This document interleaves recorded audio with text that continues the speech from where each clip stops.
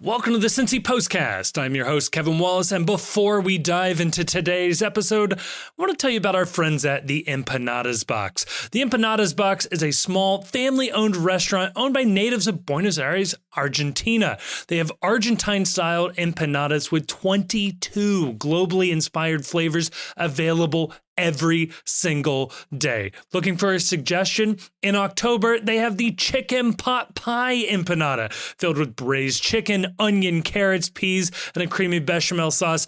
Just perfect for fall.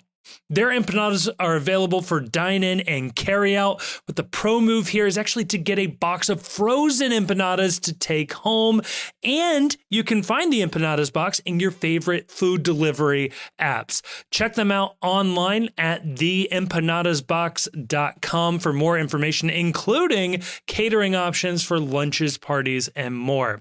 And as a special offer to listeners to the podcast, they are offering 10% off at their Covington, Kentucky location if you mention the Post Cincy podcast at checkout. They're located at 212 West Pike Street in Covington, and I am very happy to report that the staff there are incredibly nice and the food is just fantastic. Thank you again to the Empanadas Box for sponsoring this episode of the Postcast.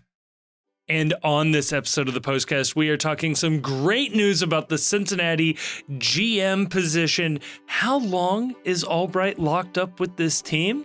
We talk about that one in part one, as well as a couple of other tidbits around FC Cincinnati. And then in part two, it is in the 11, out of the 18. We touch on college football. We touch on baseball. We go anywhere and everywhere on this episode. Folks, we are in the midst of the international break. Enjoy it. This is going to be your Postcast.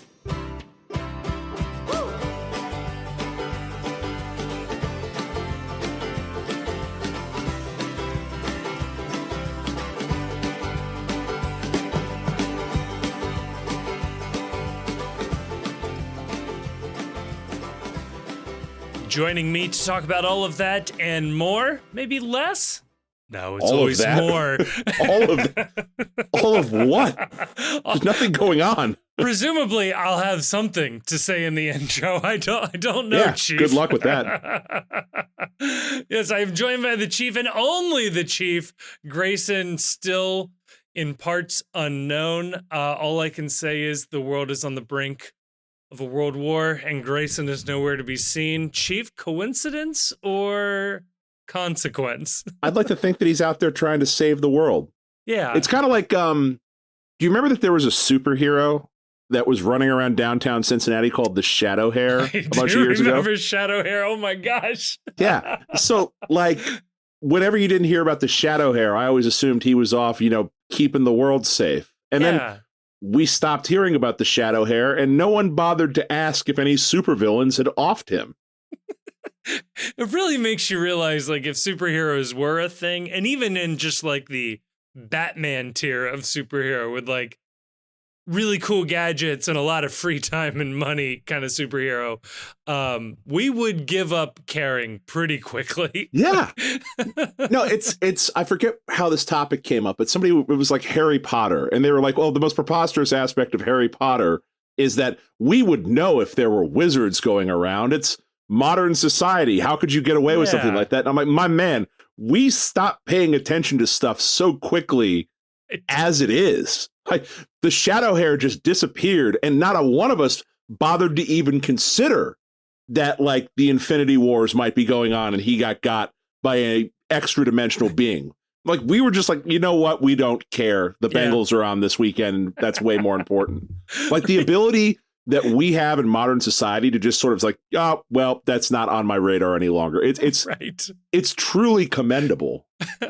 I think too of like, again, my mind's going to Batman here because, right, because classically, not a ton of superpowers, right? Like, if the there were people, the most plausible of the superheroes to actually exist. And I do think there would be a certain degree of caring a bit more if, like, people could shoot laser beams out of their eyes or conjure storms out of the sky. You'd pay attention to that one. Disrupt society a little. But if Batman was killed by, like, a low-level gangster, which is what I assume happened to Shadow Hair. Right. Wouldn't you still want to know? Maybe, but we had that and we don't. Like, yeah. No one has investigated what happened to Shadow Hair. Now, the most likely Occam's razor here suggests that the person finally gave up being a costume vigilante because presumably his parents said he had to pay rent for the basement apartment or move out.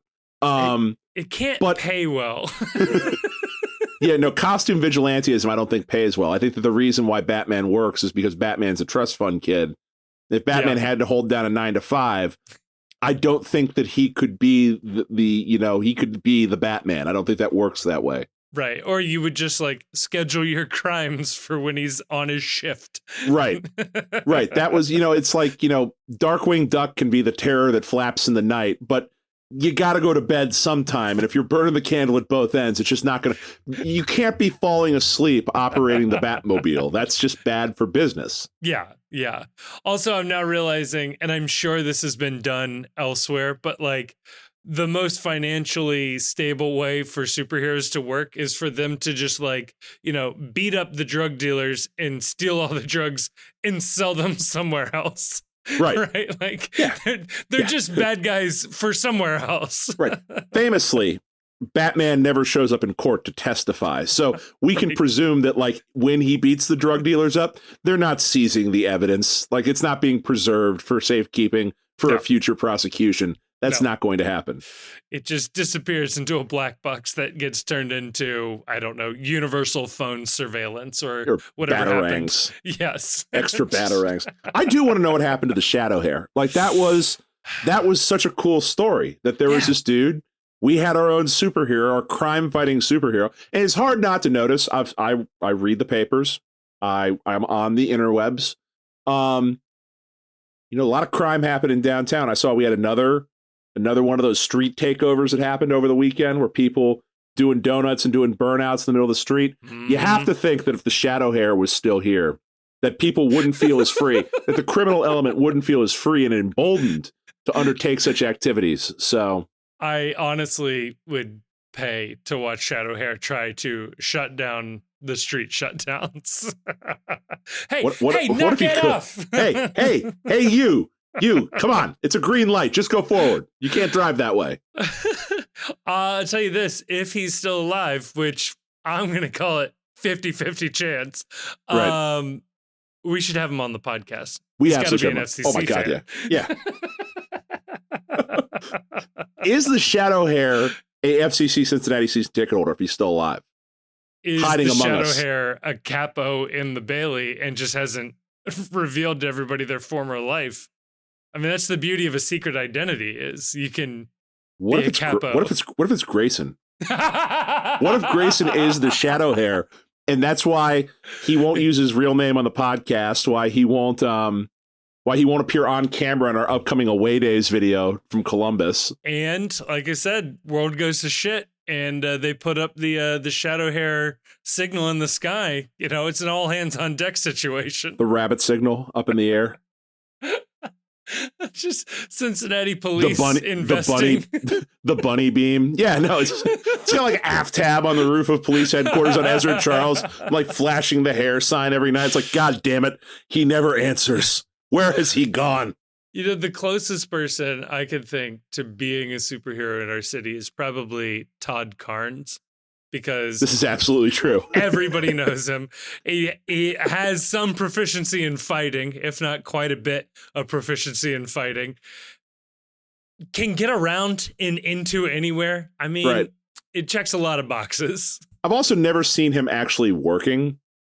So I feel like there may be like a Batman type, situation where he's stealing drug dealer money. Or like just a nebulous sales job is pretty good cover.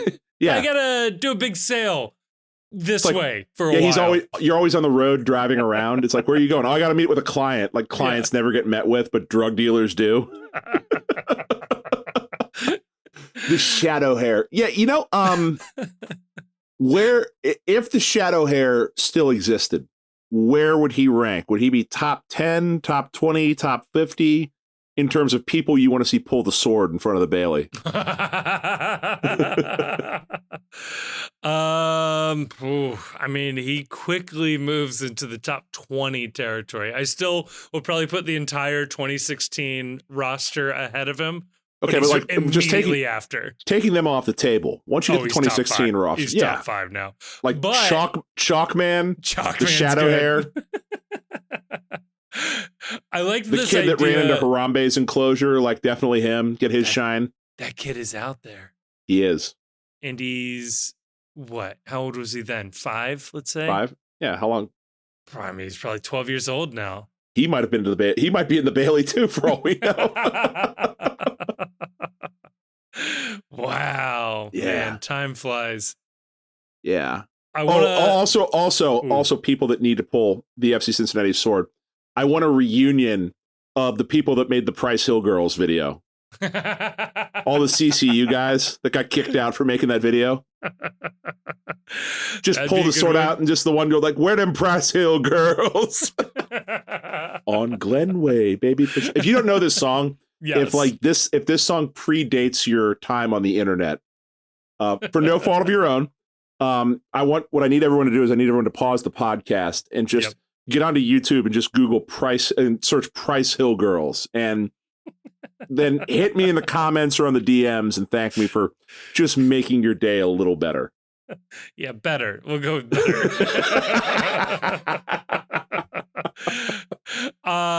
Another good one to track down, secret website guy. Secret website guy? Out there. Where is the secret website? Maybe the Post was the secret website the whole time. I really want to talk to the ladies who throw the beads off of their balcony on the march. Oh, yeah. Included in that, the couple of gentlemen who throw hot dogs at the march occasionally. Wait, there's people that throw... I haven't seen those people. There's free hot dogs on the march? You hang too far back in the march. If you're at the front of the march, there is a particular building with a like not rooftop, it's like second floor deck, and they grill hot dogs most game days, and they started packaging hot dogs already dressed into tin foil and throwing them to people marching. Well, that's outstanding. Really funny. I'm lucky enough to have caught one, and they're good. Quality dog? Just a regular ass hot dog. It was delicious. Nothing better. Also on this list, I do want the original Sprinkles mascot guy that got fired for saving that goal that one time. Yes, 100%. Like, I'd like to know more about, like, what was it like to be the anonymous fan favorite? Was he the shadow hair? Also in a costume, many people asking. Makes you wonder. We'll probably have to wait a couple more years before this will be truly good. But the little kid that ran out onto the field. Well, he and the Harambe kid can pull the sword at the same time. It'll be adorable. The small children who should not be there. What about the original members of the FC Cincinnati street team that made those awful videos that keep resurfacing ahead of the team being announced in 2015? I mean, they should be outed at a minimum, but yes. Little known fact, I was on the street team, not as an official employee, but I was one of the very first people to sign up for something related to FCC street team. I was promised that if I went to Columbus Crew games dressed in FCC gear in 2015, I'd be given free season tickets. I never got them. But I did take the pictures. You should have held out for free season tickets for life. I mean, they probably would have promised that to you if you did enough, not knowing how far this would go. I could use it now because, Chief, let me tell you, you boys back in the market for actually buying tickets. Oh, Very depressing. Oh, no. The gravy train has ceased. The gravy train has come to an end. But it's okay. It's probably time that I actually pay to be a fan. It's been a while. It's like you're going to get an invoice from the team. It's like, here's your invoice for season tickets now, and here's all the money you owe us for not having paid to go into these games for multiple years. Yeah. Yeah. Not great. Depending on exactly when I publish this, I may have to cut that part out, but I'm not here to blow cover. Oh, no. Good times. Well, Chief, I don't know about you, but there isn't a ton to talk about when it comes to FCC. Isn't that great though? Hold on. Sunday. I want to stop and I want to pause and talk about how wonderful a news void is for a club like FC Cincinnati. Because at this time of the year, 99% of the news is bad news. Mm-hmm. There's not going to be some new player signing. The rosters are frozen. There's not going to be some cool new thing happening with your club. If your club is well run and you're in good position, you are gearing up for the postseason run. News at this point can only be, for the most part, bad news, except for the one piece of good news that you can get that we got, and we've gotten twice now, which is, hey, you know that player or that part of your team that you really love? Well, guess what? He's going to stay here a little bit longer. No, it's because otherwise, if it's not news like that, it's somebody got hurt. Yep. Somebody's stuck out of the country on a visa issue and is going to miss matches. Yeah. There is TBD, drama. TBD. yes. Knock on wood. There's drama or like discord in the locker room. Yep. Your coach is being fired. Or Howard has a job lined up in Europe and just sort of mutually parted ways ahead of the oncoming storm. Well, you know, as you do. No, it's such a wonderful change of pace to be at this point in the season. Yeah, there's no news. Yeah, this is nice. This is refreshing. And what's great, especially being a Cincinnati fan this season, is like we're going into the playoffs with no worries, no fears. Like we were the best team. There's not a whole lot of like weak links in this team. Like, sure, this team is not perfect. My God, Manchester City loses games, but like feeling pretty good as of time of recording right now. This feels really good right now. But the one thing that is nice too is that like if there is one fan base that understands how to handle meaningless games at the end of the season, it's us. Oh, yeah. It's me. I'm in this photo. Yeah, we will be walking in to Fan Appreciation Day to get appreciated by the club this coming weekend in a completely meaningless game. And what that means is that now in the history of FC Cincinnati, the final game it has played has been utterly meaningless in the overwhelming majority of seasons. Except for the first time, it's to the benefit of us, which is so much fun. That is nice. Yeah, last year it did matter for at least the first like 6 minutes, and then I think we were up 2-0, and then it stopped mattering. But yeah, no, this feels really good. And I mean, we've alluded to it up to this point, but let's dive into it now. The one piece of news this week, Chris Albright has been officially extended. We got the language as a long-term deal. I'm not sure we ever had that explicitly spelled out. 5 years? The word on the street is 5-year extension. Wow. So we had him under contract until the end of next year. So does that mean until 2029?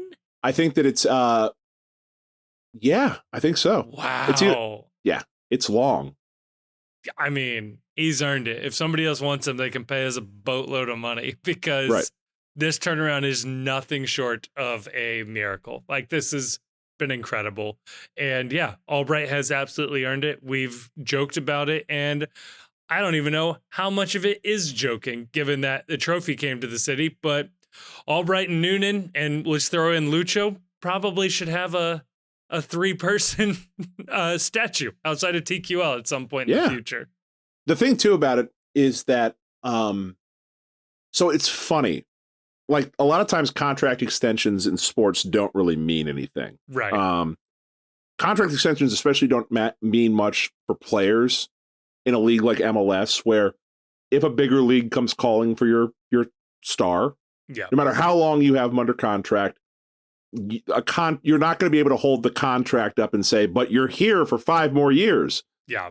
If they want to go, they're going to go. That's just the way it is.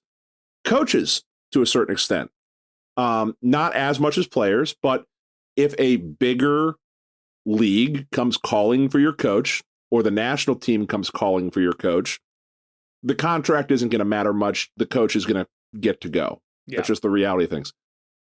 General managers, on the other hand, it's interesting. Pat Noonan, probably. I've never heard him say this outright, but I would assume Pat Noonan has aspirations that are much higher than Cincinnati. Yeah. Coaching the national team, coaching over in Europe, whatever. Albright?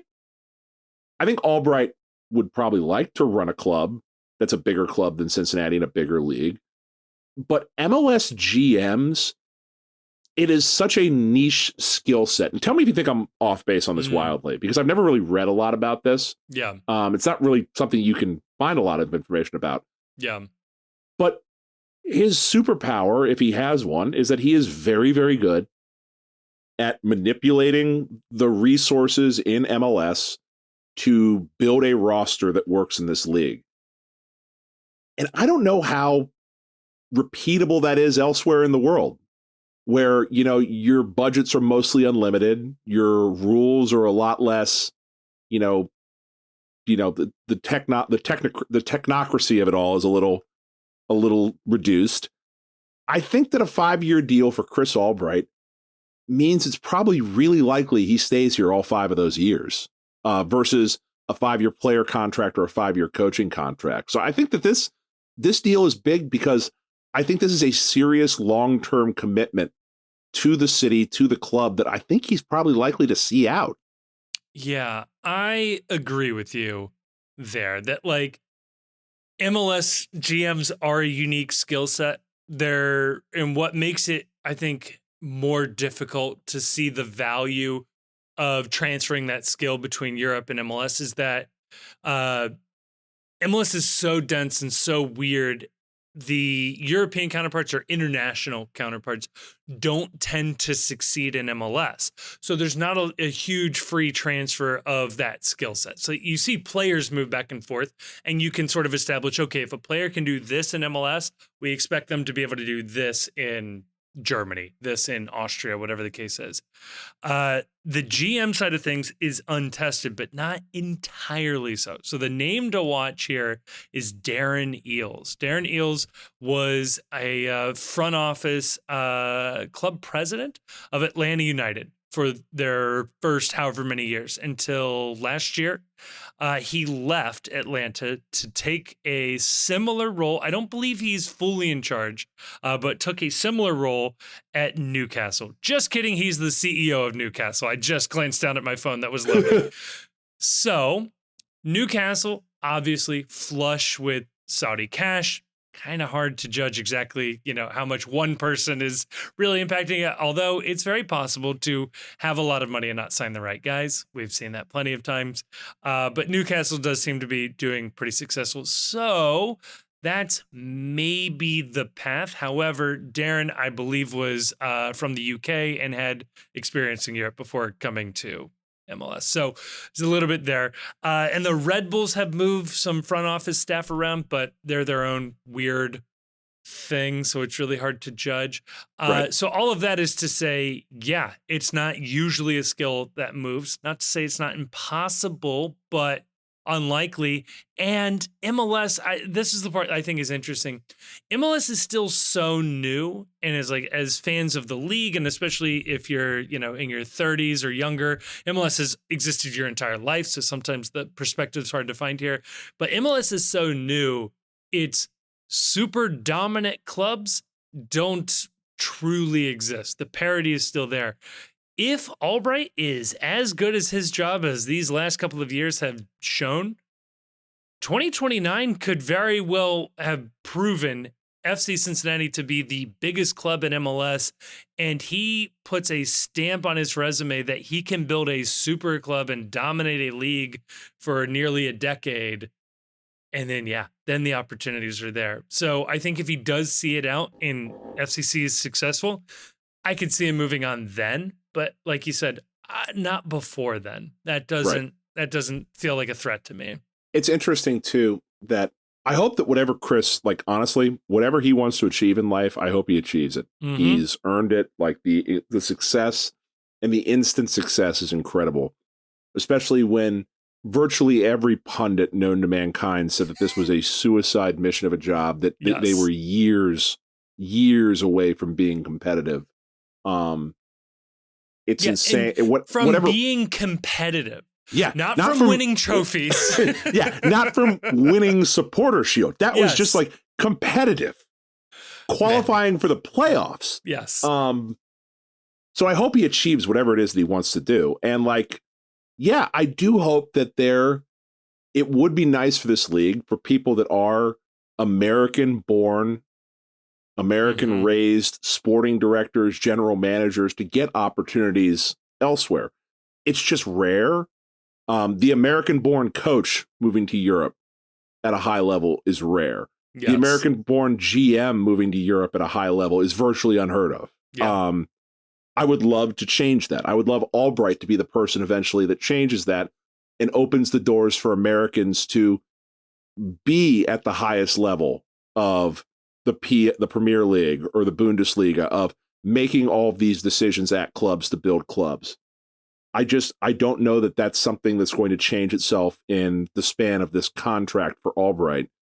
And if it does, it'll mean that he was so wildly successful beyond anything we can comprehend right now that forced the issue with him moving overseas. So either way, it's a win for us.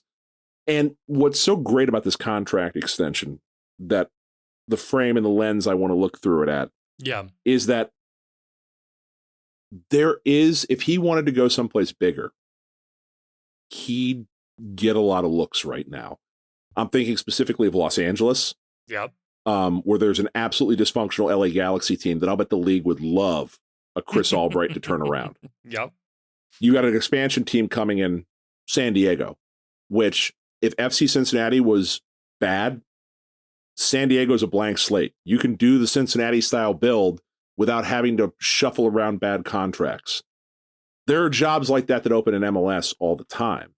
Yep. And getting this extension done now makes it so that we take all that off the table for 5 years. And he's here. He gets to build his system and continue to build here in Cincinnati. And I was, in full disclosure, starting to get a little worried that the better this season went, and especially the better Bupenza started to play, where it's like he really hasn't missed any of his transfers since coming here. Yeah. That every day that this happens, there's the opportunity and the possibility that somebody just throws an absolute bag at him on a back channel and says, hey, you want to come to San Diego? Keep it quiet, but here's the number we're prepared to offer. Yeah. And then he, forces his way out. Yeah. Or waits. Yeah. Yeah. See out the deal. Yeah, exactly. That 100%. And yeah, I mean, now if he does want to leave, great. FCC has him under contract, and it's not unheard of for transfer fees to be paid for not players in this sport. We've seen coaches move for transfer fees in MLS recently. So, but I'm not even worried about that anymore, because the fact that he inked the deal, that tells me that he's not even thinking about that. The intention is there, yeah. That it's a commitment by ownership to him, and I hope he got a really nice raise. Really, because he's earned every dime of it. But this is a commitment to stay here, and that's cool.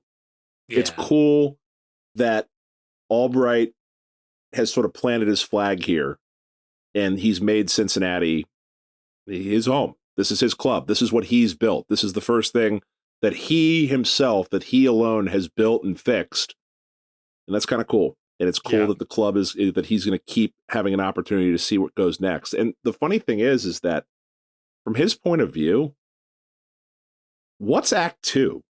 You've won Supporters Shield. All right. The easy Act 2 is MLS Cup. Sure. But let's just think, if he wins that this year, and they'll be the betting favorite to win MLS Cup. Don't want to get too ahead of ourselves here. Yeah. What do you do as Act 2? How do you improve it? What's the next step for this club? I don't know the answer. I'm kind of curious to hear what your take is. I mean, when he signs this deal and he projects out 5 years, what does success look like? How do you improve on what's happened this year, where you almost set the points record? It's a good question. So I suspect there are two answers to that. One is you just keep climbing up the ladder, right? So if you've conquered the league, which I'm going to claim the Supporter Shield as conquering the league, the next thing is international. So it's CONCACAF Champions Cup and it's Leagues Cup. And I know like Leagues Cup, I don't know which one you want to consider more prestigious or more important, but Champions Cup gets you into the Club World Cup, which is expanding its format and being played in the United States in a couple of years. So you could very well see Cincinnati playing Club World Cup games in the United States in the near future. That would be a pretty sweet second act. And if my memory serves me correct, you don't even necessarily need to win CONCACAF Champions Cup. I think you just need like a second place finish because so many teams from each region are going. I don't remember the exact format. I'm not going to look it up. They keep changing it. So I think that's part of it. I think the other part is, and I suspect this is the answer he would actually give you, is we need to solidify the academy and the academy pipeline of talent to the first team. That I think would be the true mark of building a successful program, because yes, transfers in and out are crucial and important, and you can very well make your living as a club doing exactly that. Brentford in the Premier League, I don't know if famously was what I was going to say, but I don't know how many people know this, gave up on having an academy. They just don't have one. If they identify like good not really young talent, not really my thing. Yeah, exactly. And they're like a sabermetrics club as it is. So like if they identify a super young, talented player that they like, they'll sign them and loan them to, I think Wimbledon is like their official minor league affiliate. But they don't have an academy. But most other teams around the world do. And I think that'll be the big thing for Albright, is getting that set up for Cincinnati and we start seeing more academy talent. Pipeline. I mean, that would be pretty cool. Because that's the piece that Philly still kicks our ass on, which is all of the sort of end of roster guys, the super cheap deals, the senior minimums and the youth minimums are good, effective contributors that grow into really, really good pros that Philly, being a fairly cheap franchise, tends to sell on very quickly. But if you're able to have the back half of your roster be incredibly talented youngsters, and Cincinnati gives you the money to go buy Aaron Bupenza and Lucho Acosta, again, like the blueprint is Philly but better. And what are the rules on? I'm so bad at the academy type stuff. Like, can we go and recruit internationally for the academy, or are we limited to just our territorial region for that? So internationally, they'll have to be 18. So I think we can put them into the 2 team, and that's what you've seen with the handful. But I mean, what if Great American Financial decides to offer a job to 2 very hardworking members of some family that Santiago Arias identifies in Colombia, and they have a kid that's 7-8 years old, who's a soccer playing prodigy. Like, what would the rules be on that, per se? So if you remember, as a Chelsea fan, Chelsea has occasionally been under transfer bans. It's that. Yeah, they were doing that. So just don't get caught. Yeah, basically. And that is the Barcelona playbook, which is don't get caught. Now, this is where like the advantage of being in the EU is great, because your parents can move whenever, wherever, and it doesn't matter. Nobody can ask any questions. And that's kind of one of the things that a lot of like Premier League purists were worried about, was it really hampers their ability to recruit under 18-year-old kids to join their academies. And I wish I was joking, but that's a real thing. Yeah. Look, I mean, if you ain't cheating, you ain't trying. That's all I'm saying here. I will say MLS has slowly, and they still have some super dumb and honestly kind of mean-spirited rules, but they have sort of eased up the ability for MLS teams to recruit in the United States. So we have a number of guys in our academy that were from the DC Academy, from the New York Academy, from the Kansas City Academy. But don't we have to pay them money if they join our senior? Is it the thing with Jimenez that if Jimenez does something that we have to pay something to someone? I think very it's good. This is great report. If he does something, we owe someone something. Based on that wording, yes, that is true. I think it's if he signs a professional deal, we owe hundreds of thousands of dollars to DC United for his rights. He ends up being very expensive if he signs. I think it's a second contract or something. Okay, because he has a deal now this year. Right. So they are letting a little more of the recruitment happen there. So I don't know. Good for the league. That's good. Yeah. Now I want to. What my vision for FC Cincinnati is, Chris, if you're listening, and I know you're a listener. Just it's well known. Remember how back in the USL days we had Joe Sue, and it was like you get brought up. He was like from the Barcelona Academy. Yeah. But like apparently everyone got into some version of a Barcelona academy somewhere. Don't they have academies all over the world? Like there's Barcelona academies you can go to that are. Yeah, and they're mostly scams. Yeah. Even better. Let's start let's start some scam academies places. I want FC Cincinnati worldwide. Let's do this. That would be hilarious. Especially like Miami could do that. I think Miami, if they aren't capitalizing on this moment, and I'm being very diligent with my wording here. Yeah. You want to buy a ticket and go see a movie with me? I was thinking, oh my God, I almost just screwed up. A better punishment, or at least a topical punishment, would have been a book report on a particular documentary series that came out on Apple TV, but that's fine. I like our punishment more. Someone reminded me of Tifo painting. We have to decide now. We're in the unenviable task of deciding what the next violation's punishment is. And it somehow has to get worse. We'll wait till Grayson returns from fighting crime in order to make that decision. Yeah. No, Miami definitely should be doing that. There should be some more capitalization on that. That would be what I would do. It's like, hey, you want to have your kids come play with, Yeah, let's do this. $8,000 for a 1-week residency where some guy wearing the Miami tracksuit will sit in a chair and watch your kid run drills for 4 hours a day, and then they'll leave with all of your money. They will have one opportunity for a photo with him. Don't touch him. Don't touch him during the photo. Yeah. Yeah, we'll get some random player you've never heard of that technically made 3 appearances one time for Miami. The scam would be as if like the photo that they took was like with him appearing to coach the kid. Yeah. Where it was like, hey, my son, he was coached individually by you-know-who. Look at this. I have a photo that proves it. And meanwhile, it was just you were just paying for a staged photo with him. 100%. Just blowing a whistle at your kid. Yeah. No, I want FC Cincinnati academies worldwide. I want everyone to join the academy. Join us. Send your kids. Yeah.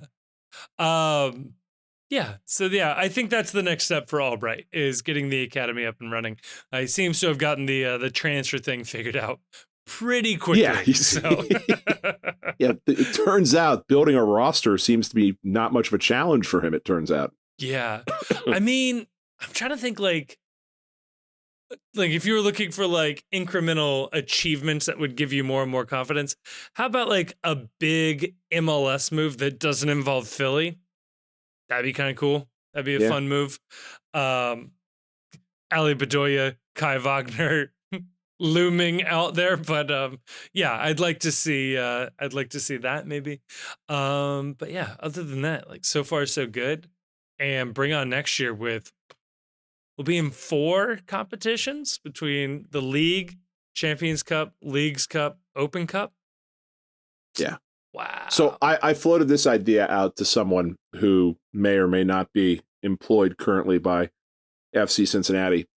With all the competitions that we have next year, and I agree with you, I think that one of his goals should be and would be that we would like to see FC Cincinnati make a deep CONCACAF Champions Cup run. Yeah. So we have season ticket package, right? You pay for your season tickets. You'll be very familiar with this concept starting next year. I think what the club needs to do in order to really cement that, hey, we go for every trophy, Yeah. is that there is an option that you can click with your season tickets that is a one-time cost. Pick a number, $25, $50, whatever it is, and you pay that up front, and you get tickets to every single extra match.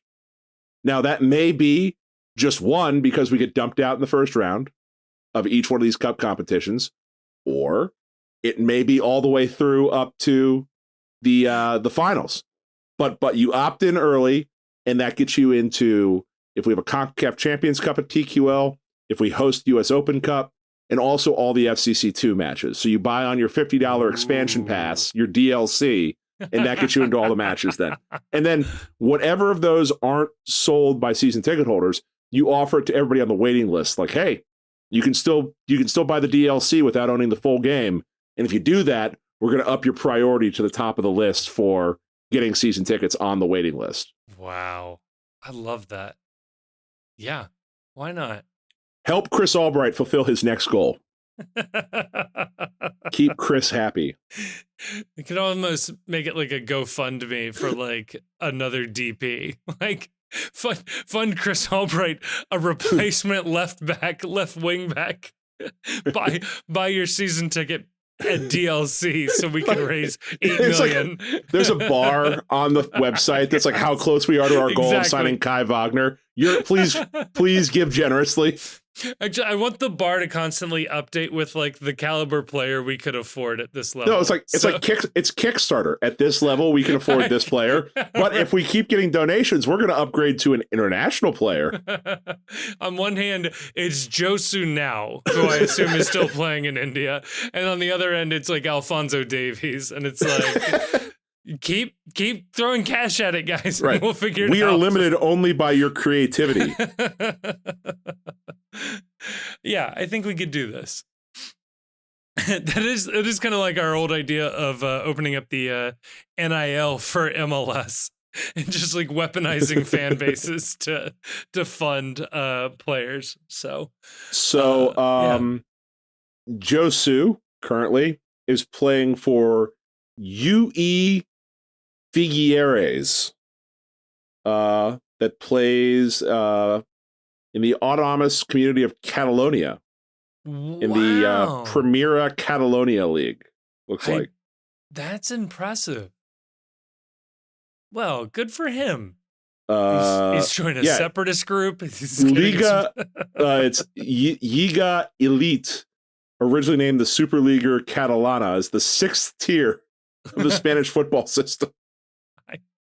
And that's where Josu is right now. Wow. Bring him back for the sword. He's made 30 appearances since 2022, and he's scored 5 goals. Look at him go. Yeah. When's the last time he played for Kerala? Has not played since. But when did he last play? 2017. Okay. Right before us. Here is a great... All right, Josu, FC Cincinnati legend. Yep. Kevin Wallace, your trivia question for the night. Now pause before we answer to give the fans listening at home an opportunity to answer this question. Okay. How many appearances for FC Cincinnati did Josu make? This is a great question. So appearances, that's starts and subs. All right, mulling it over. I'm going to guess an exact number. I'm not going to give you a lame over this or under that. Okay. He made 12 appearances. 15. Oh, that was close. Man. I feel like if you would have asked me that question 20 seconds ago, my answer would have been like 30. Yeah, right. Like 40. Feels like he was here forever. Was he here for 2 seasons or just 1? 2 seasons. Wow. 15 appearances over 2 seasons. It's a legend. If Wikipedia is to be believed. They would never lie to us about Josu. Why would they? About Josu? No. Hold on. I'm going to look. Who would be editing those down? I'm going to look up on Transfer Market here real quick because that seems really low. I mean, I remember what a career. He started the Chicago Fire match when we were trying to throw it. That's the one I always remember. So he was on our B team. Yeah, he might not have been good, but they loved him at Kerala. Kerala. That's how you spell it. The Blasters. Man. But according to this, he only made 16 appearances with the Blasters. Why do they love this guy so much? People still love him here. I think I still love him here, so I don't know. You just say Barcelona Academy and you fall in love with the guy. They do not have a great history here for Josu on Transfer Market. It's very sad. Oh, wait, here we go. Spent a lot of time off the radar there. Right. This is great radio, by the way. Two dudes Googling. Right. It's like, hey, guys, check this shit out. Man. I don't know. This is good. Josu, yeah. It looks like, including the playoffs, 19 total appearances. Wow. Sure. That's legend. Hilarious. Still sword-worthy, though, I think. Oh, yeah. Me, you, and Dan McNally might be the only three people who remember Josu. Oh, I guarantee you more people remember Josu. Yeah, no, he's out there. He's out there. Man, how many people working in the front office know Josu, though? Unless you really like, Josu was also kind of like an internet legend too, where like the only reason most people knew who Josu was is just because of all the Indian fans that were constantly chiming in on the mentions about how great Josu was. Man. Incidentally, if the one thing that Josu and Kamahila Mokocho have taught me is that you can never base your opinion of a player's worth on how excited or unhappy their former team's fans are to lose this player. Because based on the reaction of the Josu fans and the Mokocho fans, we should have had two Ballon d'Or candidates that were signing with FC Cincinnati. And instead we got below average players who crashed out pretty quickly. He did score that PK in the Chicago Fire game. That was pretty cool. That's all you need from a guy. So I think the lesson here is Chris Albright signed Josu. I think that's what we're going for. Yeah. For the academy. Yeah. For vibes guy. Come on. He went to the Barcelona Academy. He was scammed out of money to do that. He can teach these kids valuable lessons. Surely he remembers a couple of drills that they gave him, right? Oh, man. Other quick hit, I'll say, on FC Cincinnati news. There was only one. Isaiah Foster made his way back to Cincinnati. He made 0 appearances out on loan for the Colorado Switchbacks, therefore ineligible to participate in the USL playoffs, and he's too late to be registered to FCC's senior team, and the 2-team season is over, so cool. Welcome back. Yeah. Yeah. That's all I got. Right. Hopefully he takes another step forward next season, because he is someone that I think we mentioned in the preseason that he was being scouted by Bundesliga teams. That was the scouting report on his scouting reports. So I just hope he still has a parking space at the Mercy Health Training Center. It's possible he doesn't know where it is. They gave that away. Chris Albright now gets 2. He can just park directly in between spaces because he's the boss. Exactly. And like you said, other than that, no news. I'll say this too. We talked about this. No news is good news. I have not seen, as of the time of recording, any FC Cincinnati coaching staff names linked to other jobs in the league. I expect that to change before now in the end of the year or now in the beginning of next season. But right now, I like that, not necessarily for our guys' careers, but I like that for our team. So, so far, so good. I think it would be foolish for teams not to look at Dom Kinnear and Kenny Arena specifically for coaching jobs. And it's this weird thing. I don't want them to go, but also, like, I don't want to be the person out here saying, no, I never want you to be a head coach, when it's clearly like Dom has been a head coach. I think Kenny wants to be a head coach, and it will be to our benefit if this is the case. I wonder if teams will be shy about interviewing Kenny Arena because of his father right now in this moment. I hope that's not the case, but yeah, I mean, it's MLS though. They'll call him up. I hope so. More than half of New England seems pissed that Bruce even left anyway. So it's right. Clearly not a untouchable situation or something. Somebody online who I follow, who's I forget what his Twitter name is, but he's a consistently good follow who's a Rebs fan, suggested that for the replacement coach, the funniest thing ever would be if they brought Kenny Arena in. Yes. And I was just like, that would be awesome. And it would be really funny. I would give that a standing ovation and wish Kenny the best in all his future endeavors. And be like, there's 2 games a year I won't be rooting for you, but other than that, man, I hope you go make bank. I mean, then the irony would then be FCC hires Bruce as an assistant coach. so then it's Dom Kinnear and Bruce Arena as 2 like old MLS veterans coaching behind Coach Noonan. That would be good. Somebody had a great idea. I can't take credit for this. And again, I wish I knew who to give credit to, but I just don't remember where I saw it. But that the best thing ever would be that if the FC hires Bruce Arena to be the person that helps get their NWSL team off the ground. Oh, so that there is no requirement that you talk to the commissioner or get any clearance whatsoever because it's a completely different league. Man, that would be really funny. Yeah, it'd be awesome. That'd be so good. Our coach for our NWSL team is Bruce Arena. Man. Also throw it out there, Ricardo Paez. Don't want him to go either. So just rounding out the entire coaching staff there. Yeah. Chief, does that do it for part 1?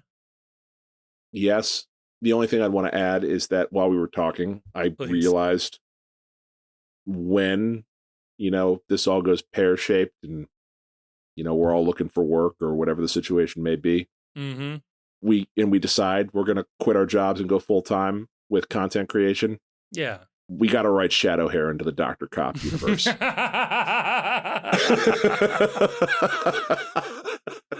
Oh my God. Shadow Hair in the Dr. Cop. Man. Dr. Cop Attorney at Law. Sorry. Dr. Cop Attorney at Law. I want to give her a full title. Absolutely. Don't want to short her any of her many accomplishments, but as the DA, she would be required to interact with Shadow Hair. She's treating the wounds of Shadow Hair's victims as a doctor. And of course, we've just established she's a pediatrician, so right. He's beating up children here. No, there would be an entire episode of Dr. Cop Attorney at Law where Dr. Cop has to work with her former police colleagues in order to build the case that Shadow Hair has, because Shadow Hair can't testify without revealing his secret identity. The confrontation of the Constitution clause of the Constitution is clear on this. You can't have a masked vigilante not giving up his background information to the defense attorney. So they have to go back and recreate Shadow Hair's investigation and get all of the evidence so that otherwise Shadow Hair has to reveal himself to keep some supervillain in prison. Okay, sure. We could go realistic. Although I'm now imagining a jury of his peers. He's on trial, but all of his peers have to be also superheroes and vigilantes. Costume vigilantes. They're the only people who can judge him. It would be like that scene in the recruitment when they're recruiting new superheroes from Mystery Men back in the 90s. Yes. Like Dane Cook is the waffler coming in. Just the lamest superheroes. Just makes up the jury pool. Man. Sure. Yeah. Like I don't know. The shoveler, William H. Macy, is the foreman. Such an underrated movie. I know Grayson agrees with me on this take, but Mystery Men was just released about 15 years too early. Yeah. If you don't know what I'm talking about, go watch this movie. It will hit completely different in a post Avengers Infinity Wars and post superhero team up movie. Yes. It's the rare instance where the parody was released before the movie that it was parodying. Yes. Honestly, it feels like just prime postseason content, off-season content of a rewatch of Mystery Men. Yeah. I think it'd be good. Let's do it. And with that, Chief, we are off to part 2. Let's do it. This episode is also brought to you by Cincy Shirts. Look, you know Cincy Shirts. You love Cincy Shirts. They've been with FCC from the beginning, and we here at the Postcast, we're just huge fans of their work. They were very early sponsors of the Postcast here, and we have always enjoyed their work.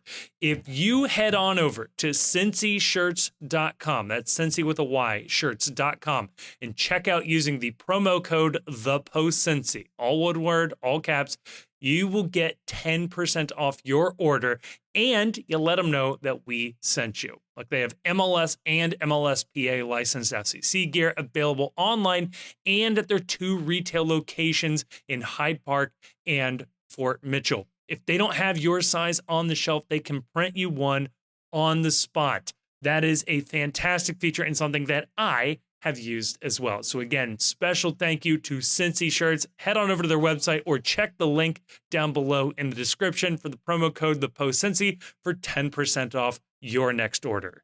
And a huge thank you to Cincy Shirts. We are back. Thank you again, Cincy Shirts, for giving us nice clean breaks between segments here now. We did it, Chief. Once upon a time, I was doing random segment breaks for nothing. And now we got something to put in there. Now, and I think, yeah. What better time than right now to go order something from Cincy Shirts? It's postseason time. You're going to want some fresh threads to start the postseason. Yep. And the good news is that if they lose while you're wearing them, you can always pivot back to wearing the other shirt because it's the best 2 of 3 series. So true. Also, Chief legally can't say this, but I can. Go buy the not supporter shield shirt from Cincy Shirts. If it's still up, I don't know exactly where that stands. It's great look. It's a great look. Just however you choose to celebrate responsibly, and use promo code ThePostCincy at checkout. Exactly. So, Chief, part 2, we're going back to the classic in the 11, out of the 18.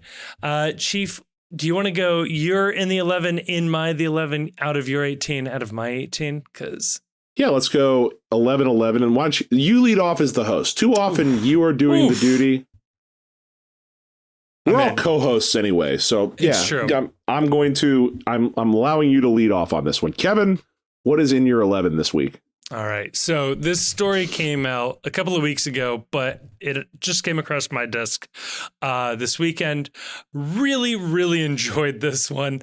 I'm just going to read you this headline, and then I'll pick out a couple of key bits from the news story here.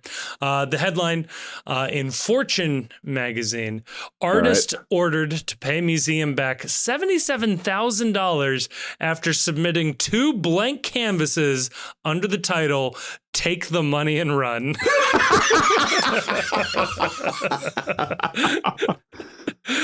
Oh. Wait, they didn't let him get away with this? This is awful. I know. I'm also realizing that my okay, good. Reader mode for the win. We just got around that paywall. Danish. Wow, I can pronounce things. Danish artist Jens Honning was ordered by a Copenhagen court to pay the Kunsten Museum of Modern Art around $76,000 after his audacious stunt set off nearly a 2-year legal fight. Basically, how this works out is they lent him a bunch of money to do a sequel to a work that they had done. I said he. I think it's a lady, actually. Excuse me. Nope, it's his. It's his. Excuse me. He had made an original artwork that was called "The Average Austrian Annual Income and the Average Danish Annual Income," and the paintings were just essentially pasted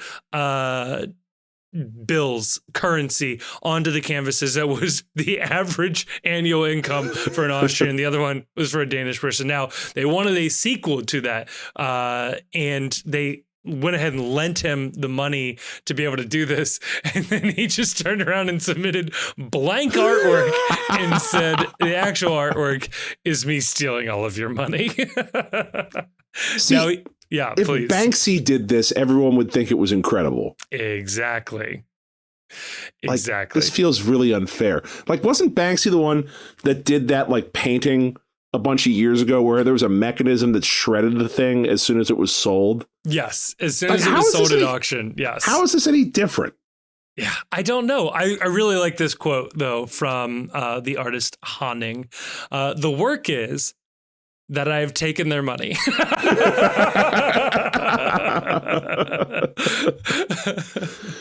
So this really is art. I feel like if you displayed this, people would really appreciate this. This would be a major tourist attraction at any museum that this was being displayed at.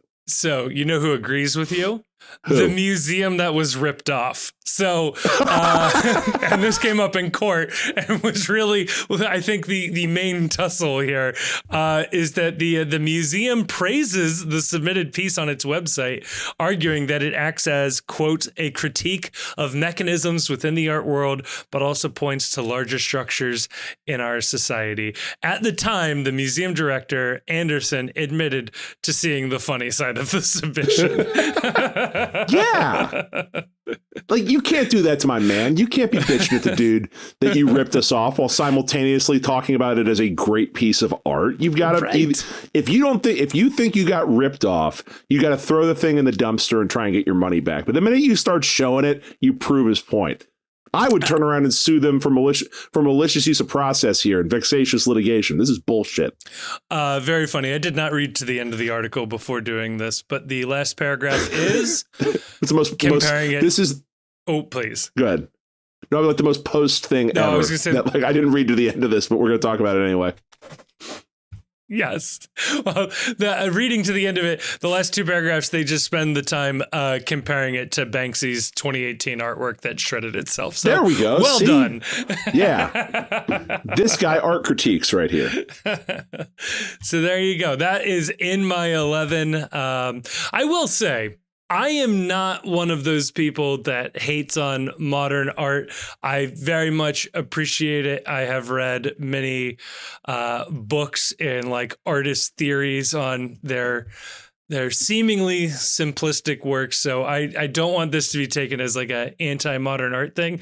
I just found that very particular story very amusing. So I just find like the whole modern art is, I think the only difference between, like, objectively, a blank canvas is a blank canvas. There's nothing there. There's nothing. Yes. But you pair it with the story and the explanation, and all of a sudden it becomes art. That's exactly. That's my disconnect with modern art, is that everything is art and nothing is art in modern art, depending on what it is that you say what vision you are attempting to express with it. So, like, you know, there was the old like Calvin and Hobbes thing where he goes to art class and just puts a dot on like a white piece of paper. It's a polar bear blinking in a blizzard. Right. And it's like, okay, that's funny. Right. Exactly. What'd you do? I just flung paint at a canvas. This is an expression of the anger I feel within. Or I blindly swatted at the canvas, and this is my representation of chaos theory and the beauty that emerges from within chaos. And otherwise, you're just an idiot swinging your hand around with a paintbrush. But if you express it a certain way, then it becomes art. And it's like, it's hard for me to wrap my head around, but I do appreciate when it's funny like this. Yeah, exactly. I mean, it works with like traditional paintings as well. Like you can imagine a painting of like, I don't know, some like gigantic Baroque painting. And it's like some woman with a horrified look on her face. And you can say, oh, this is the look of a woman watching her child die in some horrific way during this great tragedy. And it's really moving because you have that story. But the same painting, and with the story being like, this is a woman watching, her last slice of pie being eaten. You know, it stops meaning as much with the story that you've attached. Now it just seems like this weird kind of snuff fairy kind of thing. Right. Snuff film thing. I don't know. Weird. So that's in my 11, Chief. What do you find in your 11? In my 11 are movie theaters. So ooh. I don't know if you saw the clips of this, but there are a lot of people online that are big mad. And the debate about etiquette in the movie theaters is on. So apparently Taylor Swift, if you're a Swiftie and you didn't want to wait in line on a virtual queue for 18 hours and spend thousands of dollars buying tickets to go see one of her shows, you could pay your money and go to your local AMC theater and watch the Eras Tour in a movie theater. And the videos that are being released of people at these, if you thought people were just going to calmly sit in their chairs and munch their popcorn and watch a concert on a movie theater screen, boy, were you fucking dead wrong. So the internet is like completely split and divided and fighting over whether or not it is appropriate behavior at a movie that is a concert to treat it like a concert. Ooh. And be standing, singing along, like that sort of scream singing where you're not really you're not trying to sing the song. You're just trying to belt the lyrics out as loudly as possible. Yeah. And what is that? What does that mean for your fellow patron who may have just wanted to sit and watch the things calmly in the movie theater, and your dumb YOLO ass is up screaming and singing Shake It Off it like as loudly as possible? I don't know. I just love that it's tearing the internet apart as to whether or not this is a good thing or a bad thing. Where do you come down on this? I have thoughts. I have thoughts too. So to me, if you go to a concert, you are signing up for a concert experience. And like, I've had this fight with people at concerts before where the band comes on and I stand up. Right. And people behind me are just sitting down. They're like, what are you doing? It's like, it's a fucking concert. I'm going to stand up. I'm going to sing. I'm going to, put my beer up in the air during the anthem, all that sort of concert-y type stuff. There's an expectation. You know what you're getting yourself into. If I buy a ticket to a movie theater, I expect to be able to sit, chill. There's certain rules at the movie theater that, you can laugh, you can, clap when, the Avengers assemble. But for the most part, you're supposed to sit there and respect that your fellow patrons are also here in this space and want to appreciate and do whatever. I think it's kind of a dick move to turn it into a concert where nobody paid to hear you sing. They paid to hear, Tay-Tay sing. So, yeah. I agree with you. The one time I would switch it up, but I'm curious if this changes it for you. Are you going to say Rocky Horror Picture Show? Because that was the thing my friends came up with earlier today when I was bitching about this. But that's like, again, a cultural assumption that you're getting. And most of the time, a theater will tell you if it's interactive, quote unquote, or not. Right. No, I would say if the concert is being simulcast, I think I'm fine with treating it like a concert. But it is a concert film, I believe, is the Taylor Swift thing. So that's different. Like, you have to treat it like a film. It's a pre-cut thing and everything else. Because I have gone, I'm curious if you've done this, I have gone to the theater twice for live events. So I watched a USA-Mexico game. I'm going to forget the year, but it was like they had to play a one-off playoff game to see who would go to the Confederations Cup in Russia that year. I think it was Russia. And we lost, and that was a big problem there. And the other was a Monty Python like farewell tour thing that they did, and that was fun. But yeah, I don't know. Have you done live movie theater events? I went with my wife once to see a thing. It was like a biography film on Jane Goodall that was followed by a live Q&A that was being streamed to movie theaters. So that was educational. Jane Goodall, noted wonderful human. I did that, and boy, I'm really going to date myself now on this one. I went to go watch a boxing match that was like because I don't know, like people know this, but like back in the day before cable, and this was decidedly during the cable era, like it was just a thing that a movie theater was doing for old time's sake. You used to go watch big boxing fights or like WrestleMania, like you would go watch it on closed circuit television that was being done at movies, where it was like, okay, they signed up to have a stream or a feed of the fight, and that's how you watched it. You didn't order the fight in your home. You went somewhere to watch the fight. So when I was living out on the East Coast for one of those big, I think it was a Tyson fight or a George Foreman fight, we went and we watched it at a movie theater, me and a couple of friends, because it was cool. But like I like the idea of using movie theaters in this space. I think that this is a great use for them in an era where so much of the content now is going direct to your TV screen. I'm actually staying woke on this story that I think movie theaters are pushing it as a reminder to people that movie theaters exist. Ooh, I like it. Especially in Taylor Swift's demographic, where there's probably a lot of people that were at this movie, Taylor Swift screening, that have maybe never set foot in a movie theater in their lives. That's a very good point. Wow. Yeah, I completely agree. I wish more things were in movie theaters. Because like I said, like that USA-Mexico game, that was great. I would love to watch more sports in a movie theater because, like, I don't know, you can watch in a sports bar, but most movie theaters nowadays have decent food or have some option to send it to your seat or whatever. Or, yeah, you just like get up at halftime and, oh, it's a movie theater. They're used to large numbers of people. You're not going to like overwhelm the bartender. So where do you fall on this then? This is more of an NBA NHL thing than it is anyplace else.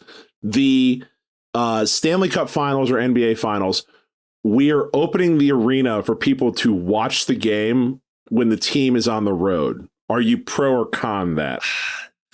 So I was going to say con, but I actually did this for the New York Red Bulls playoff game. I went to the watch party at TQL Stadium. So I guess I'm pro, or otherwise I'm an awful hypocrite. I signed up for the TQL one thinking, I guess stupidly, that we would watch it on a big screen and you'd get to sit in a seat in TQL Stadium. That is not what it was. We were all like down in the First Financial Club watching on different screens, which was fine, but not quite what I thought we were signing up for. I will say, and this is my hope, is the Disney Plus recasting or rebroadcast of the London game. The Toy Story Andy's Toy Box thing? Yes. Yeah. We are really close to being able to go to TQL Stadium for an away game and have a sort of laser projection of the game broadcast onto the field so that you can have a home environment while the team's on the road. I would love the shit out of that. I mean, once we get that, how far away are we from you just being able to put on one of Tim Apple's VR headsets and being able to enjoy the game from the comfort of your own home in the Bailey environment? I did that a couple of years ago. Fox, they used to. I don't know if they still do. Fox used to broadcast certain games in VR, and I watched MLS Cup Final 2018. It was one of the Toronto-Seattle matches in Toronto, so whichever one that was. I watched it on a Google Cardboard headset. So I had set the whole thing up, headphones. You watched a soccer game with a fucking box on your head? I did. And you know what? It worked pretty good. It was great. The way it was set up is it would start you off in a suite is how it would work. So then I don't know if people use this that much, but you could there was like a button that you could press on this headset I had. You click the button to move in. It was like a, I have it somewhere. It was like a plastic contraption. So it was more than just the cardboard box that they promised that it could be made with. But you could push a button, you'd be outside of your box so you could watch the game. And from there, if you looked into the crowd, there were like 4 or 5 other spots in the crowd you could zap to and watch the game from. And one of them was in the supporter section in Toronto. And it was dope. You could just sit there, look around, and the capos were going, the drums were going and everything. You watch the game from there. You could zap back over to the other side. It was pretty cool. So did they really give you the full experience with the capo making eye contact with the camera and saying, "Start singing"? Man, they really should have. The Austin capo throwing water at you. Yeah, the water at the Seattle guy going, "Fight and win." Man. So yeah, I am all in on the Apple headset. I want that to be a thing. Well, movie theaters, Apple headsets. We can get that going. I think we're good to go for sports fans. You won't have to buy tickets then. You won't have to buy those season tickets. You'll have plenty of choices then at that point. It also opens up, if you can get like the laser projection of the team on the field, then it doesn't matter where you play the games. You just have the whole league in Vegas, Orlando, New York, wherever they want to live. And it doesn't matter. You're just on the holodeck at this point. I don't know if I'm into this. This world is boring. Just give me the virtual one. You'll just have, it's just FIFA is all it is. That's really what it boils down to. I just want to watch FIFA. Kevin, what's out of your 18? Out of my 18, this should not be a surprise to you, Chief. It is one Scott Satterfield. I'm out.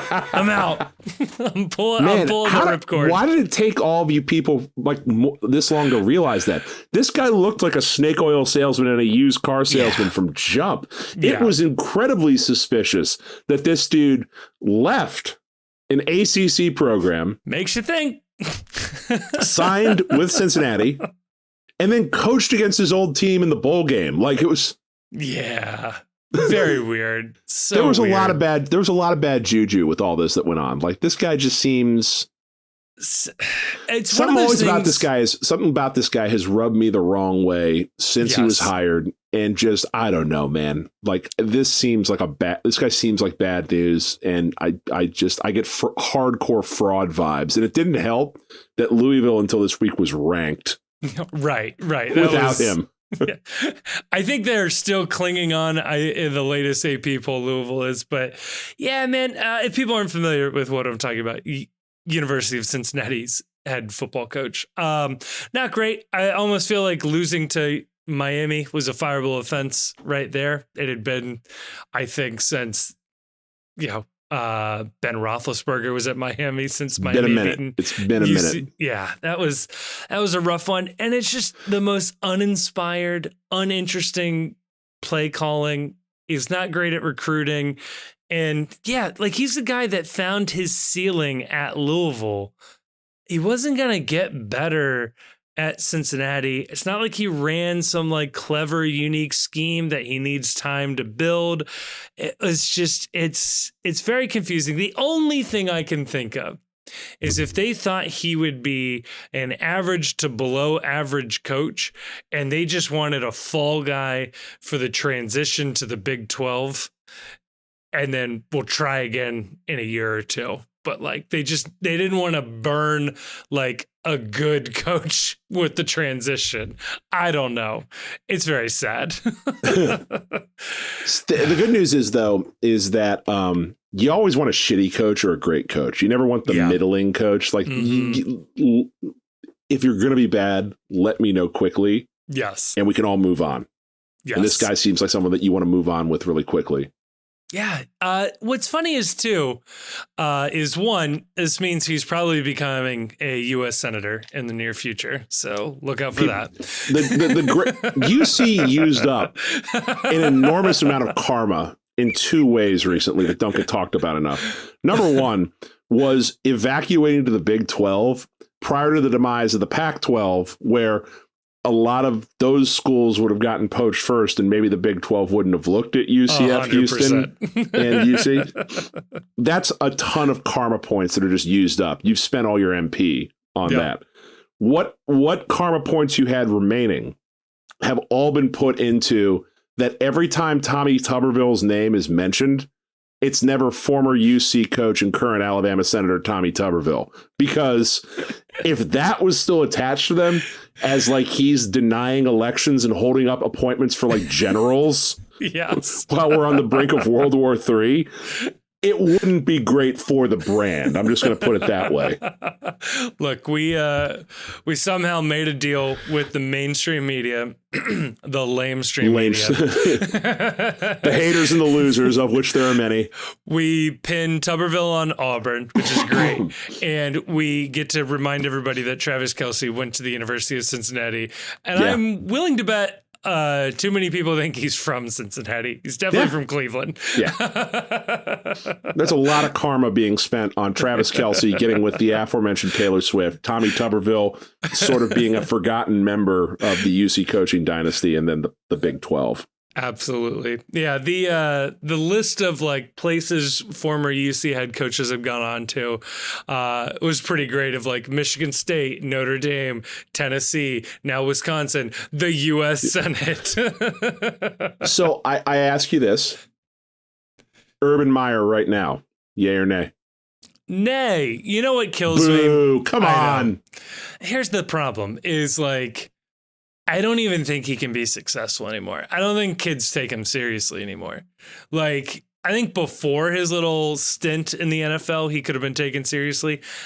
I don't think they'll take him seriously anymore. What kills me, though, is, well, yes, it has its flaws. Allegedly, Deion Sanders was looking at UC before Colorado, and I really wish we made a run. That would have been my next question. Even after blowing a 29-0 lead against Stanford, still Deion Sanders right now, you're taking him? I would rather have a team that has leads and then blows them versus whatever that was. Fair point. And he turned around a 2-team loss team into what he has now. Like, this is still pretty impressive what he's doing out there. Exactly. So yeah, I want to point out that that UC did lose this weekend to a team that lost to Ohio University. The transitive properties here aren't great. That will be two teams this year that UC has lost to that have lost to Ohio University, because there ain't no way Miami's beaten OU either. Yeah, man. Like I said, like if he was like trying to implement some like crazy, triple option offense, then I could understand some degree of, hey, he needs time to implement his system, blah, blah, blah. Nah, it's not there. This is where I point out Tulane University returned to the top 25 this week. So, yeah, maybe we should have stayed in the American. That's a good point. Yeah, maybe the Big 12 took the wrong school. That's all I'm throwing that out there. A former SEC member, man, it's astonishing they didn't just want that on the resume, right? That's like former Barcelona Academy member. Just the biggest unforced error in college athletics history. Chief, what are you putting out of the 18 then? Out of the 18 this week is baseball. Just all of it. Okay, good. All of it. The entirety of baseball. Baseball is a fraud sport. Completely fraud. Many people saying very unfair. Here's why baseball is out of the 18. Kevin, did you know? And there's actually an FC Cincinnati point to this, which is fun. The teams with the 5 best records in the MLB postseason went a combined 1-13 in the postseason and have all been eliminated, including 3 teams: the Baltimore Orioles, the Atlanta Braves, and who's the third team? The Los Angeles Dodgers. 100-win teams, all now out of the baseball postseason. And I know it hasn't happened here in a very long time. Winning 100 games in baseball is staggeringly difficult. It's an 162 game season. You won 100 of them. And here's the connection point to FC Cincinnati. Yeah. Baseball is out of the 18 because baseball's playoff format absolutely sucks. It is the worst. You spend 162 games determining which teams are the best. And then after this abhorrently long season where injuries, luck, everything tends to even out and the top talent tends to rise to the top, your fate in the postseason comes down to a best of 5 series, 5 games, in which most teams won't have to throw half their rotation. In a baseball season, you only have your absolute best team on the field 30 times a year because your best starter only pitches 30 times a year, 32 times a year. Baseball's postseason format sucks.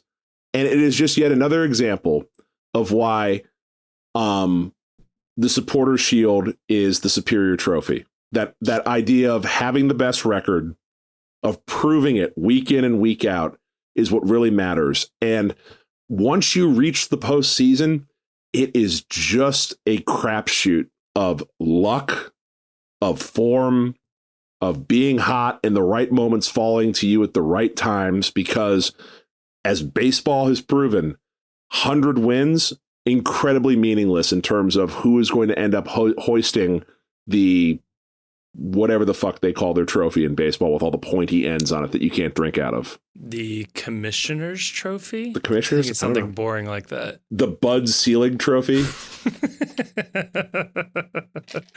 But I agree with you. And so this is just a way of saying, and a preview of saying, that we're about to go into the postseason. Yes. And I pledge to you, listeners and Kevin, I'm going to have unreasonable takes.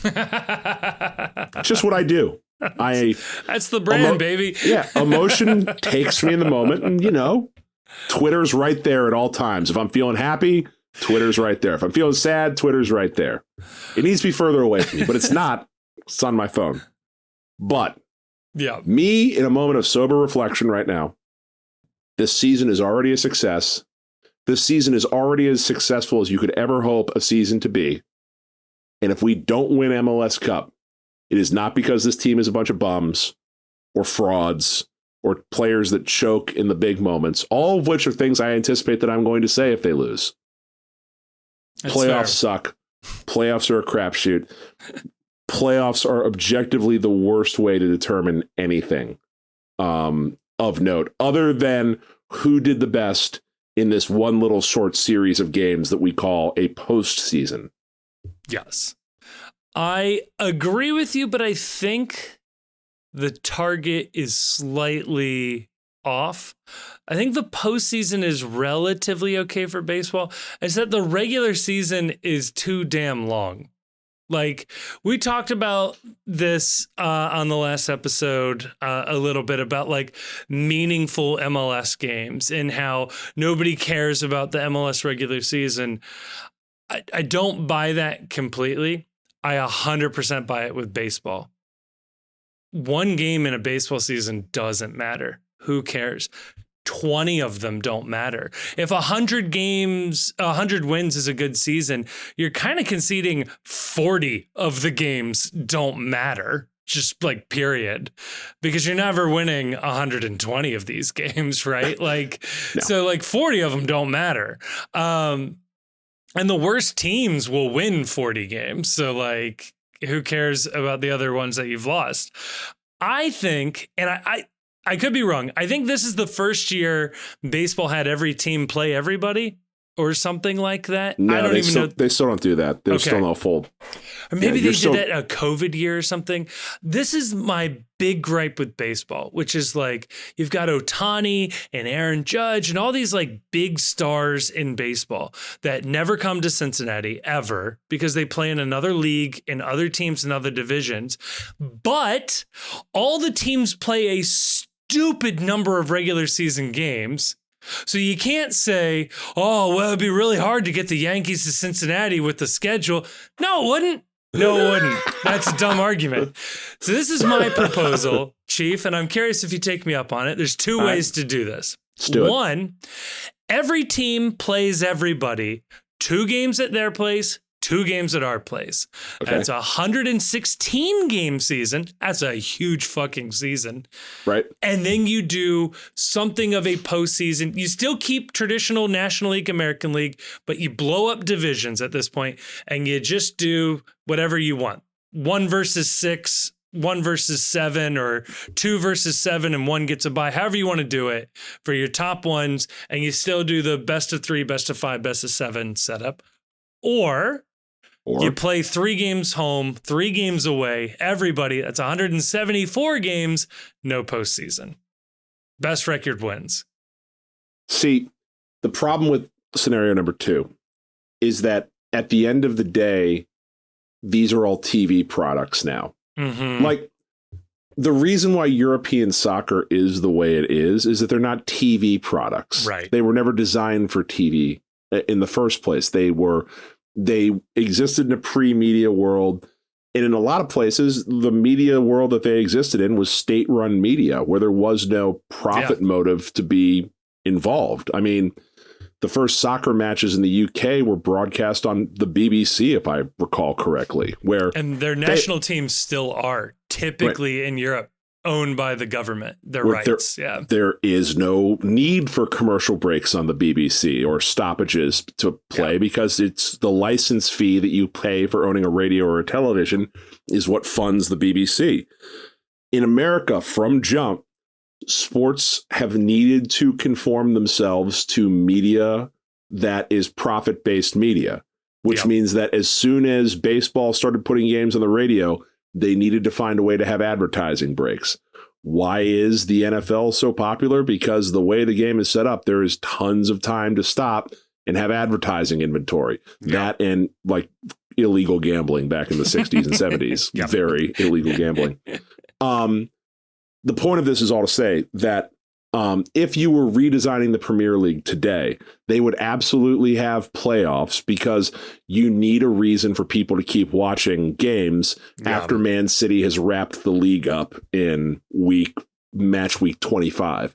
Right. Your second scenario in baseball would function. The league would functionally be over most years by, late September. July. And even if the league wasn't in doubt, individual cities would start to drop off in terms of like, well, we are so far out, we're never coming back. And then what reason is there to go to a game? Whereas the hint of a postseason tournament theoretically keeps you watching and keeps you caring about what's going on. But I'm in big time on the 2 home, 2 away. Yeah. And we have a balanced schedule. And then we send everybody to a postseason tournament that qualifies. The fact that baseball can't put its biggest stars in every city every year while also playing an absurd number of games is so stupid. And I understand pitchers won't necessarily be that way, but most of their star players, your Bryce Harper, does Bryce Harper ever get to play the Yankees? Does he play the Angels like once every 8 years or whatever the schedule is? Like, it's so stupid that they do that. What I would do in your scenario, because you're shortening the number of games, is that people forget. And you shouldn't forget in Cincinnati because we were one of the teams involved in this. But for a very short period of time, I think it was 3 or 4 years between like 1919 and 1921-22, the World Series, best of 9. Not best of 7. So move your playoff series then to best of 9. And then no one can bitch whatsoever. That'll mean you're making 2 trips through the rotation in a best of 9 series. And you can't hide a shitty 5th starter and a shitty 4th starter in a 9-game series. You can't hide a shitty bullpen in a 9-game series. I like that a lot. I mean, why not drag out the postseason? If the regular season's already this long, why not just do 7-game series all the way through the playoffs and then make the World Series 9? Like, why not? Yeah, my other fix to baseball is that at the minimum right now, if you're not, they need to cut the number of games down. I completely agree with you on that. Yeah. But the postseason, the fix to all this is that, okay, all postseason series need to be best of 7 and back off a few games to make that a reality. Yeah. And then the postseason, it needs to be 5 home, 2 away. Like the idea of having a split between home and away, there should be a way bigger home field advantage in baseball. I like that. You play 2 home, then go away, play 2 home, go. Yeah, I would even get wild with it. And I'm on an island on this one. I realize this is a wacky take. Is that I would compare records and I would have a mathematical formula to figure out how many home games you get based on the difference in record between the 2 games. Where if it's like a huge difference between the 2, there could be a possibility that all 7 games in the series are on the road for some team because, hey, you suck something fierce compared to this other team. They are that much better than you that they just get all of the home games in this series. I love that. And then really make an incentive to run the goddamn score up in the regular season where it's like, if we can keep winning enough games, the possibility exists that we may never have to go on the road in the postseason. I mean, you want to say goodbye to the unwritten rules. Make the equation strictly your run differential. Run differential. Oh, I love this. I'd love that. Yeah, we're going to send our Pythag to the moon on this shit, man. Yep. It's like, oh, you guys having a rough day at the office? Well, that sucks, but we need 15 runs out of this game. It'd be like old college football during the pre-BCS era, where it's like, we got to run every one of these scores up because the voters are watching. Yep. half these people are only looking at the box score in the paper the day after. So if we win 40-2 or 55-4, that's a major difference. Let's kill these guys. That's another thing that kids today just don't understand. This is our old man ultras part of the podcast. If you're still listening, is that college football used to be wild, man.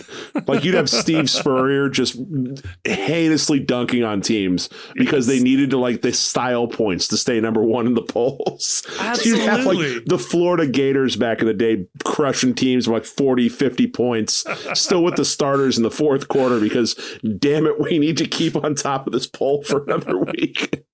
And nowadays we get, Butch Jones crying about whoever it was, Alabama or something, or Mississippi State was up 70-3 on them. Or do you remember there was that wonderful couple of years where it was all determined by the computers? Yes. And there was the BCS computers and whatever the algorithm was, it was okay, well, it takes into account margin of victory. So everyone was just absolutely running the score up in all these games because the computers thought it was important. Oh, I just love that baseball in particular is so worried about running up the score, celebrating when you're ahead. Yeah. If you change this to if your run differential is, for every 20 runs you have ahead of them, you win back a home playoff game or something.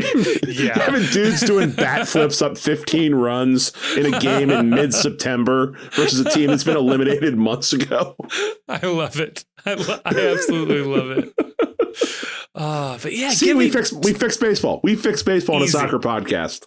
Two home, two away. That guarantees a weekend appearance against every team, I think, if you balance it out properly. You get one weekend date against every team. Yeah. I thought the record thing for just games over 500, the run thing is crazy. That would be so much fun. Oh my God. Pitchers would have such shorter leashes too. Get him out of there. He's giving up 2 runs. Your scoreboard watching down the stretch to see, okay, all right, the Dodgers just won by 15. We got work to do today, boys. Oh man, I mean, that's kind of what adds to the excitement and the drama of Premier League table watching and stuff. It's you're watching those run differentials. I will say though, Chief, the 3 home, 3 away works very nicely, pairs very well with just adopting promotion relegation through the entire minor league system. I hate it. One of your favorites. I hate pro-rel. No, it's I love challenging this idea that in the postseason in sports, teams all are entitled to a home game of some sort. No, you're not.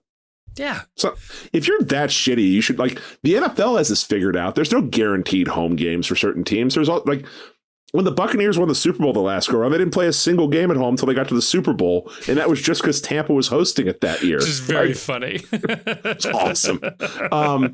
Yeah, you should there should be no if you're some shitty team, some horseshit team with a negative run differential that just barely snuck into the playoffs, Arizona Diamondbacks, you shouldn't get any home games in the postseason. That's nonsense. Absolutely. You should just be happy to be here. Your fans can all go. You can open the stadium up and your fans can all watch on the Jumbotron. We've established that's an okay thing. We'll do the laser broadcast on the field Kevin wants. They'll love it. I also love the idea of in a different rule set, you could just trade a home game for a couple of runs. So give me 5 runs in this game or 3 runs in this game, but we play this one on the road. I don't know what or let the teams negotiate with that. Let the teams negotiate that. It's okay, we're giving up a home game, but we get 4 outs an inning. Right. Home runs count for double. We're giving him a home game, but at 3 times during the game, someone can just blast an air horn in the pitcher's ear while he's in his windup. I mean, this feels like how baseball was actually run in the dead ball era. So no, what it feels like, this is what banana ball is currently with the Savannah Bananas. This is exactly how this would work. I think that's actually what I want. I just want banana ball for all of baseball. Oh God. Well, hey, the soccer podcast that fired a UC football coach and totally reformed baseball. How about it? There we go. See, how about that? And you thought there'd be no content this week when we started recording. Oh, man. There's always content. There's always money in the banana stand. Always money in the banana stand. Well, Chief, I believe that does it for this episode of the Postcast. I will say, if somebody is, for some reason, still listening to this, 1, thank you. I love you.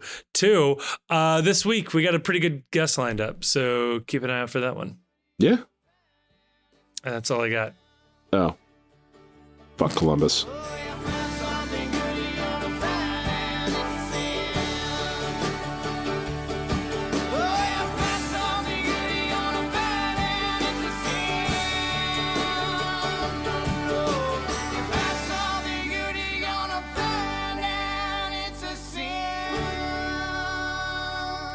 Thank you so much for listening to this episode of the Cincy Postcast, which is a production of The Post Cincy. You can check us out at thepostcincy.com for all of our written content, as well as links to our social media. You can follow us on Twitter, and as well, you can join us on our Discord server. You can find links to that server both in this episode description as well as on our website. That is where most of our conversations are going on. We have a lovely community there talking about FC Cincinnati, MLS, anything and everything else and everything in between.